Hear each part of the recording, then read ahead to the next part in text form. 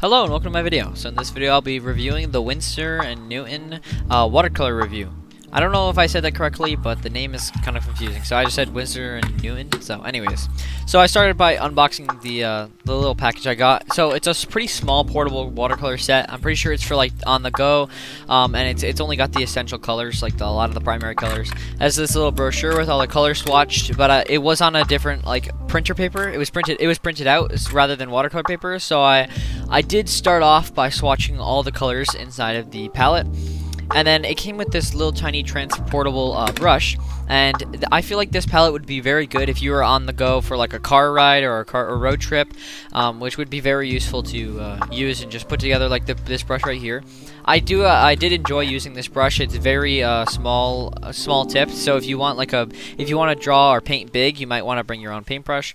If you're going this on the go. Well, I just started off by, they all came in this little packaging too, which was actually really professional, and I'm pretty sure these are very high quality and expensive watercolors.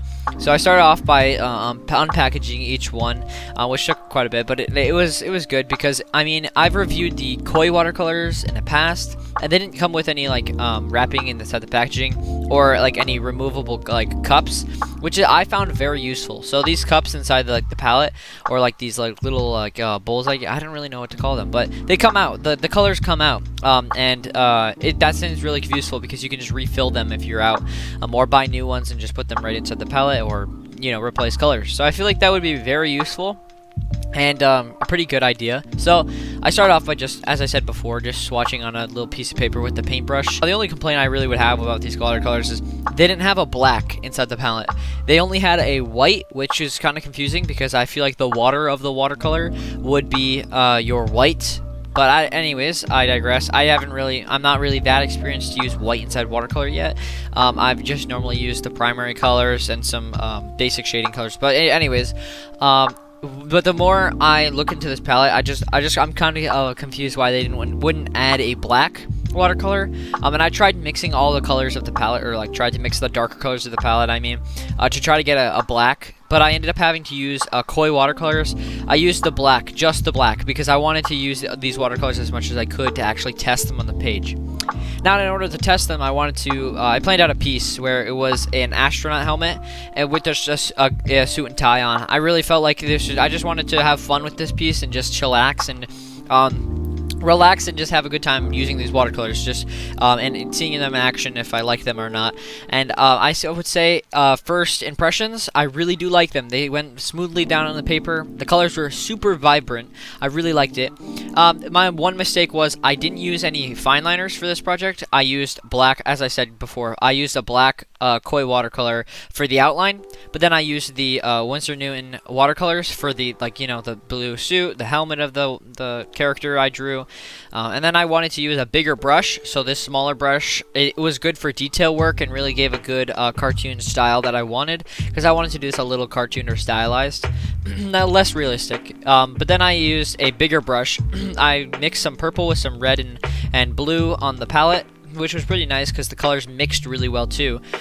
And then they were really opaque too, and then they were what's it called? They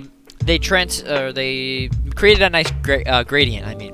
But then when I used the watercolor, as I said, I used the watercolor for the outline. But when I used that, it kind of smudged the colors a little bit from the outline to the colors that I blocked in later. And I used a block shading technique, except for the background. Basically that means I blocked out the shadows instead of grading them or blending them together, because I felt like that gave a more cartoon stylized look that I was going for. And then I used a toothbrush, which is actually a pretty cool skill I learned a while back. But I used a toothbrush. I just put some watered down white acrylic paint, and then I flicked the toothbrush, so then it would like splatter off the toothbrush and turn into stars. I learned that technique a while ago, and I think it works really well if you're ever making a space scene or like a space background. And then I added some purples and blues, obviously, to the background. And for the moon, I made it purple. So what I did was I just watered down, I used a lot of water, and I just put some purple into the moon, and I added some white inside there. I actually did use the white watercolor because I was confused, as I said before, about why they included white watercolor. But I just used it as like a highlight color, kind of like a gel pen, but yeah. That's pretty much it. Oh, and I used the white watercolor as like a gradient around the moon, or like a glow around the moon, I mean. And I just trying to blend that out a little bit.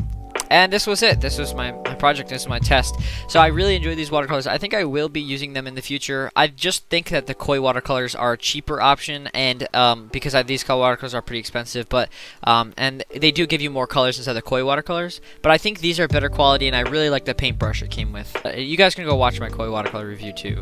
I would suggest if you're trying to look for a watercolor palette. But yeah, anyways, this is my review. Hope you enjoyed the video, and I'll see you in the next one.